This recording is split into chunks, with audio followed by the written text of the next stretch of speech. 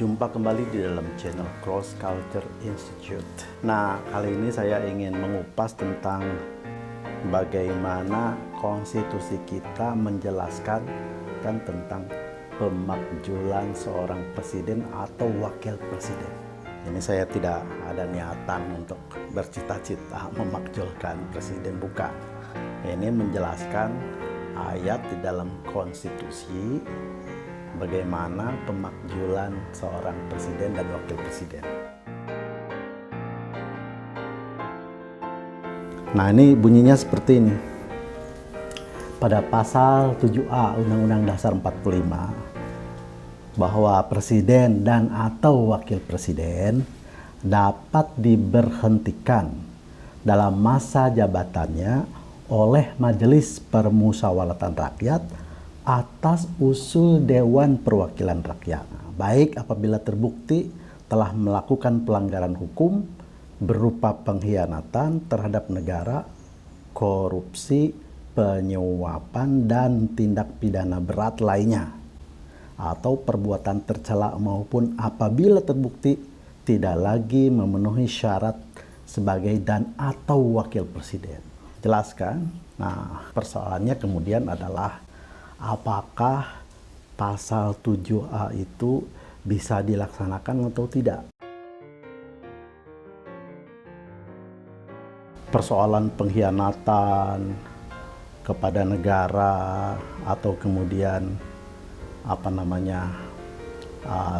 presiden atau wakil presiden tidak becus melaksanakan tugasnya, itu akan sulit kita buktikan ya secara yuridis karena itu debatable. Tapi ketika ada kata korupsi, presiden misalnya korupsi, nah ini bahasa yuridis. Ini bahasa yuridis. Ya. Nah, ini bisa kita bicarakan, bisa kita diskusikan. Nanti kita bikin simulasi bagaimana kalau seandainya presiden itu melakukan tindak pidana korupsi, apakah bisa serta-merta di-impeach atau dimakzulkan atau diberhentikan oleh MPR atas usul DPR. Begitu.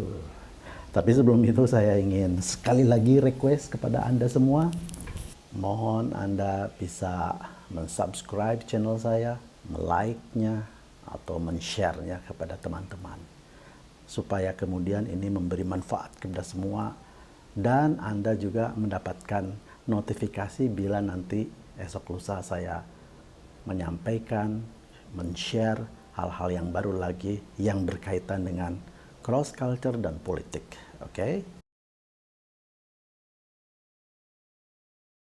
Baik, sekarang saya ingin bikin satu simulasi. Seandainya presiden itu melakukan tindak pidana korupsi, apakah bisa di-impeach, diberhentikan oleh MPR karena diusulkan oleh DPR? Oke, simulasinya seperti ini. Presiden disinyalir atau bahkan diketahui dia itu korupsi. Bisa kemudian di-impeach oleh DPR, oleh MPR? Susah, sulit. Karena kata korupsi itu adalah bahasa hukum, bahasa yuridis. Artinya ketika presiden melakukan tindak pidana korupsi, harus terbukti dulu secara inkrah diputuskan oleh pengadilan bahwa dia itu adalah melakukan tindak pidana korupsi. Jadi harus ada keputusan pengadilan yang inkrah ya, bahwa beliau adalah, bahwa presiden atau wakil presiden adalah melakukan tindak pidana korupsi. Pertanyaannya adalah, mungkinkah seorang presiden atau wakil presiden yang aktif, yang sedang aktif, bisa diadili di pengadilan? Sekali lagi, mungkinkah presiden dan wakil presiden yang sedang aktif melaksanakan tugas bisa diadili di pengadilan? Itu kan proses pengadilan harus disidik, diselidiki, disidik, dan sebagainya. Itu oleh siapa? Oleh oknum polisi. Polisinya diangkat oleh presiden. Mustahil kalau kemudian dia bisa menyidik presiden. sebagai yang dituduh ya melakukan tindak pidana korupsi.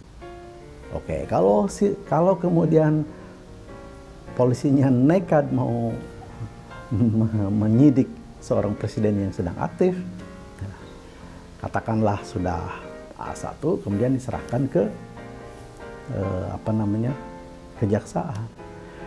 Jaksa Agung diangkat oleh presiden.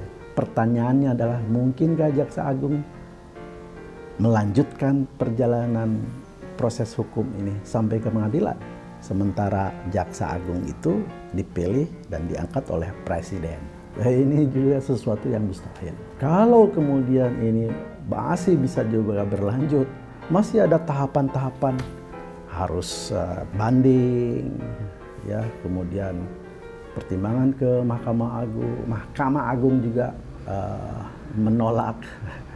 Bukan mustahil kemudian dia punya hak prerogatif melaksanakan hak gerasi atau abolisi dan lain sebagainya.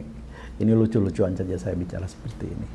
Jadi sekali lagi, ini adalah mustahil kita dapat melaksanakan impeachment kepada presiden dan wakil presiden yang sedang melaksanakan tugas walaupun kita tahu bahwa beliau itu korupsi. Nggak mungkin.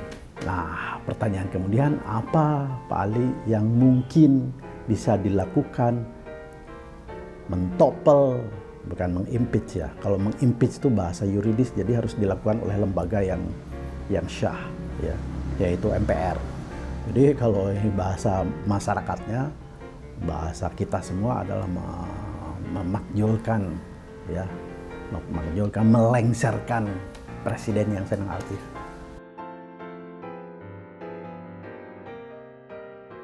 Apa landasan hukumnya kalau kemudian proses hukum yuridis tidak bisa dilakukan?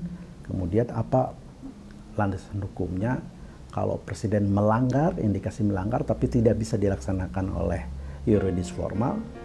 Apakah rakyat bisa melakukan pengadilan? Nah, ini masih ada kemungkinan presiden yang sedang aktif bisa dimakjulkan, yaitu oleh rakyat sebagai pemegang kedaulatan yang mutlak dan absolut. Jadi kalau dasarnya kepada TAP MPR nomor 6 tahun 2020, ya, kalau seorang presiden sudah dinyatakan, sudah mendapatkan caci maki, tidak dipercaya oleh rakyat, ya tidak harus menunggu dia itu melanggar atau tidak undang-undang, mundur, begitu kan kata Pak Mahfud. Nah, rakyat bisa menggunakan TAP MPR itu, yaitu dengan melakukan, ya kalau sama militer disebutnya kudeta, ya kalau dengan gerakan rakyat seperti Bung Karno dan Pak Harto itu, ya lengser sendiri oleh gerakan rakyat. Nah, itulah yang disebut dengan gerakan rakyat yang memakjulkan presiden, yang apa tujuannya menurunkan presiden atau wakil presiden. Apakah secara yuridis sah? Sah kalau itu berlanjut. Kalau tidak berlanjut, ya itu menjadi makar. Tapi kalau berlanjut menjadi sah. Itu yang kemudian disebut dengan extra konstitusional.